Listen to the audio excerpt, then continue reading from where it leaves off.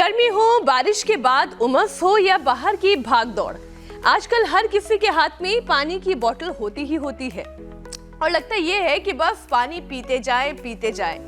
Body hydrate रहेगी, लेकिन सवाल ये है कि क्या सिर्फ पानी ही काफी है? जवाब है हर बार नहीं, क्योंकि पसीना सिर्फ पानी नहीं निकालता, उसके साथ सोडियम, पोटेशियम, क्लोराइड जैसे जरूरी इलेक्ट्रोलाइट्स भी बाहर आ जाते हैं और यही मिनरल्स शरीर की बैटरी को चार्ज रखते हैं। हाइड्रेशन जरूरी है क्योंकि शरीर में पानी सही हो तो एनर्जी बनी रहती है, फोकस अच्छा रहता है, मसल्स ठीक से काम करते हैं और दिल की धड़कन और नर्व सिग्नल भी सही चलते हैं। लेकिन ज्यादा पसीना आने पर सिर्फ पानी पीना कई बार संतुलन बिगाड़ सकता है और यहीं से खतरा शुरू होता है। अगर पानी बहुत ज्यादा और नमक बहुत कम हो जाए तो खून में सोडियम घट जाता है। इसे हाइपोनेट्रीमिया कहते हैं। इसमें सिरदर्द, चक्कर, उल्टी, कमजोरी, कंफ्यूजन, यहाँ तक कि बेहोशी और कोमा तक की नौबत आ सकती है। और अगर गर्मी में पसीना बहुत निकले और पानी भी कम मिले तो सोडियम बहुत ज्यादा कॉन्सेंट्रेट हो जाता है और इसे कहते हैं हाइपरनेट्रीमिया, जिससे बेचैनी, मसल ट्विचिंग और दौरे और दिमाग पर गंभीर असर हो सकता है। लेकिन अच्छी बात यह है कि इलेक्ट्रोलाइट बैलेंस मुश्किल काम नहीं है। ये नारियल पानी, केला, नारंगी, तरबूज, स्ट्रॉबेरी, अनानास और आम, यहाँ तक कि दही, छाछ और लस्सी, ये सब शरीर को नेचुरल सपोर्ट देते हैं। बस ध्यान रहे कि हर किसी को अलग से इलेक्ट्रोलाइट ड्रिंक या सप्लीमेंट की जरूरत नहीं होती। दिल, किडनी, शुगर या हाई बीपी के मरीज बिना डॉक्टर की सलाह कुछ भी ज्यादा ना लें। तो फॉर्मूला साफ है, ना पानी कम ना पानी ज्यादा। गर्मी में सही पानी, सही आहार और सही इलेक्ट्रोलाइट बैलेंस जरूरी। और इसके साथ साथ रोज सुबह 40 मिनट का योग और प्राणायाम भी तो जोड़िए, तो शरीर की कूलिंग, एनर्जी और बैलेंस तीनों को परफेक्ट कर सकता है। तो चलिए योगाभ्यास की शुरुआत करते हैं। योग गुरु स्वामी रामदेव हमारे साथ जुड़ चुके हैं। स्वामी जी बहुत बहुत नमस्कार। प्रणाम स्वामी जी।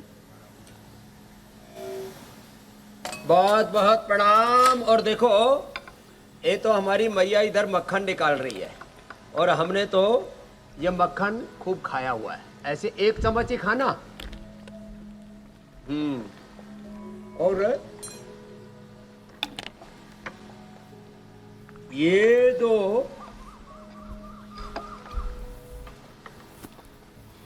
इसमें रई बिलोया दही है ना, सुबह का ताजा, ये किसी ने पी लिया तो इससे बड़ा तो कोई टॉनिक ही नहीं है संसार में। अब ये तो किसी भाग्यवान को ही मिलेगा। अब बहुत सारों का इधर ही मुंह पहना हो रहा है। इधर ये तो थोड़ा सा कमजोर सा प्राणी है, ये पी लेगा।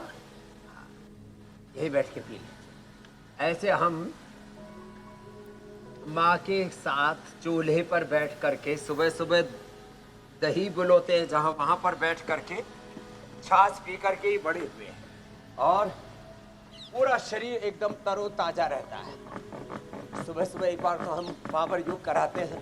आज देखो कितना सुंदर परिवेश है, तोते उड़ रहे हैं, पंछी उड़ रहे हैं और मधुर मधुर पंछियों के कलरव के बीच यहाँ योगशाला, यज्ञशाला, गौशाला के बीच हम योग करते हैं। ये प्राणायाम, ऊर्ध्व हस्तासन, पाद हस्तासन, ऐसे, और देखो ऐसे ऐसे। ये जिनसे बन पाए सूर्य नमस्कार एक बार तो पूरा कर लेना चाहिए। बड़ा अप्रतिम है, अद्भुत है। तो छाछ पियो, नारियल पानी पियो, वाटरमेलन खाओ, बढ़िया शरबत पियो, सब रखा हुआ हमने, अंकुरित खाओ।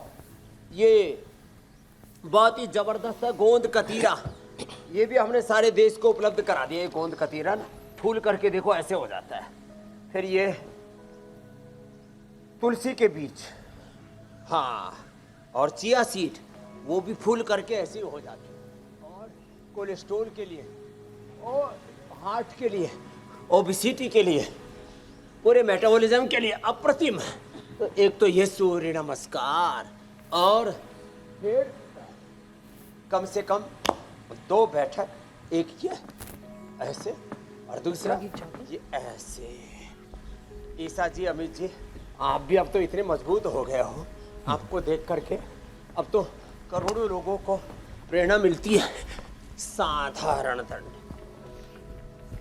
राम मूर्ति दंड, ऐसे, ये ऐसे और ये ऐसे। अब ये होले होले और एक बार तो पूरे वेग से ऐसे, क्यों? अब तो